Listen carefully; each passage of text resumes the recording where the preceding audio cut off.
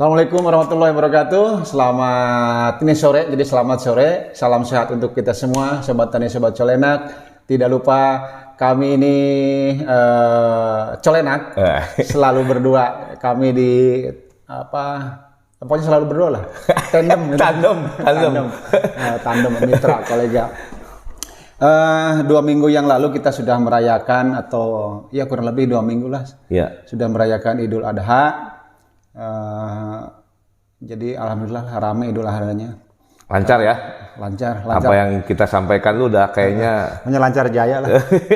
Lancar jaya. Kurban nggak? Insya Allah. Alhamdulillah. Alhamdulillah. Jadi kurban lancar.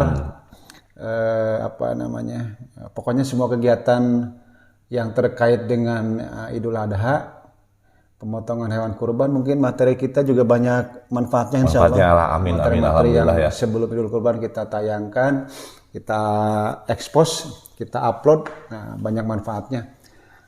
Karena banyak diskusi di situ. Betul. Banyak diskusi, banyak komentar-komentar terkait materi persiapan waktu itu ya. Persiapan Idul Kurban. Nah sekarang gini Kang Dani, kita akan sedikit membahas tentang tetap masih inilah sekitar PMK. Betul. Karena PMK nih diprediksi oleh teman-teman tidak akan cepat lah penanganannya, jadi butuh waktu.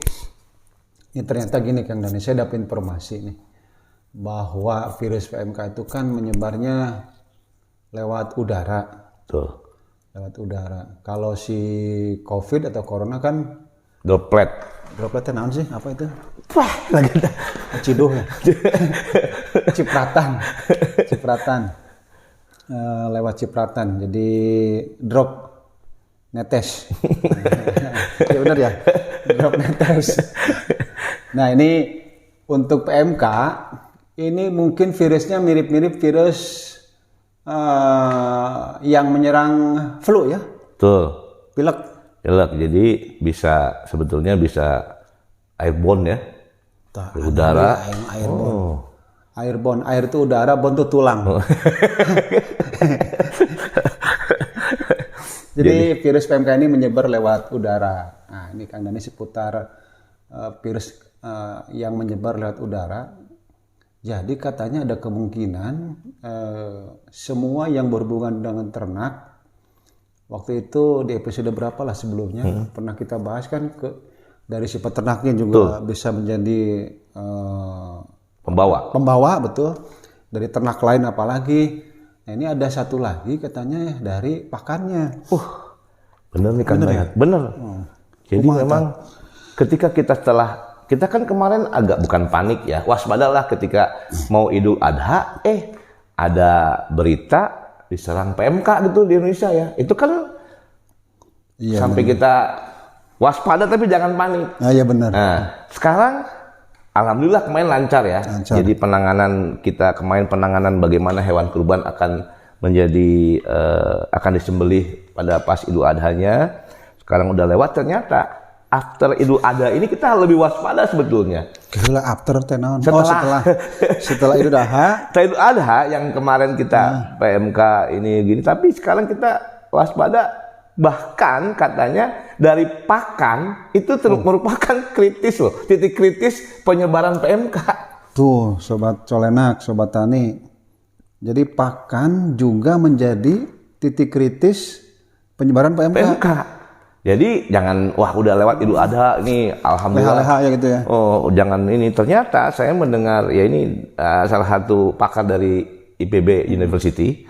Universitas IPB sekarang bukan IPB University, Universitas IPB. Udah IPB University lagi. Jadi gini. Jadi ada titik kritis Kang Dayat dan Sobat Colenak ya, menyebaran PMK via makanan, via pakan. Itu kita lihat dari produsen pakannya juga. Produsen berarti yang memproduksi yang pakan. Membuat lah. Yang produsen atau bahan pakannya. Oke. Kemudian distribusi logistik. Nah ini distribusi berarti nih bahan pakan nih. Produsen pakan, kemudian bahan pakannya, kemudian pakannya didistribusikan ke tempat yang akan dijual atau yang untuk bahkan itu Ke tempat si pengguna lah ya? pengguna itu distribusinya harus diperhatikan juga. Itu bisa membawa juga. Kemudian habis itu pabrik pakannya juga harus kita perhatikan. Harus kita berarti menjadi ya benar. Karena ini lewat udara, berarti di pabriknya juga harus juga. Jadi titik kritis itu bisa dari bahan pakannya, produsen bahan pakan, kemudian cara distribusinya, kemudian pabrik pakannya, yang terakhir adalah peternakannya. Oke, peternakan yang akan menggunakan pakan itu atau bahan pakan itu. Nah, di dalam produsen atau produsen bahan pakan itu ada petani sebetulnya. Jagung yang melak jagung saha. Siap. Yang melak ini saha. Yang nanam bahan pakannya siapa? Petani. Iya, benar. Kemudian bahan pakan itu sendiri. Ya. Kemudian logistik. Tadi logistik. Setelah logistik distribusi. Dari distribusi itu ada supir yang mengantarkan. Oh, benar. Itu semua dilihat.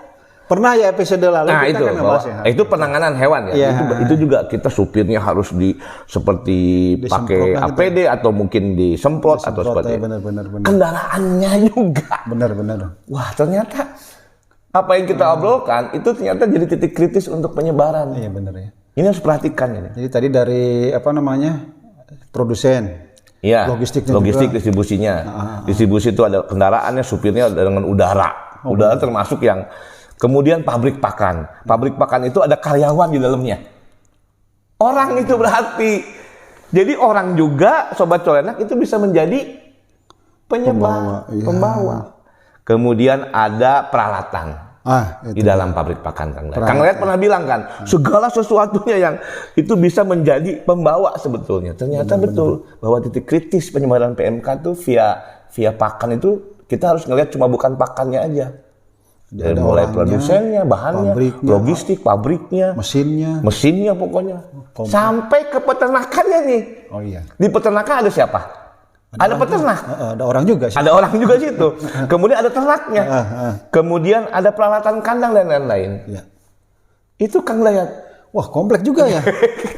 Jadi jangan dianggap main-main sebetulnya. Nih, Sobat Colenak, Sobat Tani. Jadi tadi kata Kang Dhani itu ada 4 komponen yang dapat menyebarkan virus PMK. Karena dasarnya tadi dari udara. Jadi semua elemen, semua komponen itu mempunyai potensi untuk menyebarkan virus PMK. Pertama itu dari produsennya produsen pakan atau bahan pakan. Kemudian logistiknya, transportasi pengangkutnya segala macam di situ. Kemudian pabrik pakannya. Kemudian di peternakannya sendiri, artinya tujuannya dari bahan pakan itu mau digunakan di mananya. Tapi di dalamnya itu ternyata ada alat mesin, peternaknya, bahan pakannya sendiri maupun pakannya. Wah, luar biasa nih. Makanya Kang Layat, tadi pagi saya tuh jalan-jalan di Kebun Raya, Istana Bogor. Tahu nggak? Begitu masuk ada pas rusa atau kijang? Kijang. Itu ada tulisan, jangan memberi makan sembarangan kepada rusa karena menyebabkan penularan PMK. Iya, benar. Makanya kita bahas itu. Ternyata nggak sembarangan karena kijang juga kan rusa kan berkuku belah. Iya. Yang bisa. Oh iya. Dia ruminansia berkuku belah. Iya. Tuh, jadi sekarang di tempat-tempat tidak hanya di peternakan, berarti di seperti Kebun Raya kan artinya bukan lokasi peternakan komersial. Tapi orang-orang sudah kasih makan tuh. Nah, sekarang sudah dikasih peringatan. Tidak boleh memberi pakan sembarangan. Dan ada kemungkinan di Bonbin. Kebun binatang pun. Apalagi yang umum kayak gitu Kang Layat ya bisa itu potensi untuk menyebarkan PMK. Jadi menurut saya Kang Layat, setelah kita Idul Adha selesai, kita harus lebih perhatian pada situasi seperti itu. Terutama tadi titik kritis penyebaran PMK melalui pakan. Jadi ada 4 ya tadi elemen titik kritis sumber penyebaran PMK. Nah sekarang gini Kang Dhani, Sobat Tani, Sobat Colenak, tentunya untuk teman-teman peternak, Sobat Tani, Sobat Colenak, tidak harus berpikir nanti seperti apa nih. Bersambung minggu depan.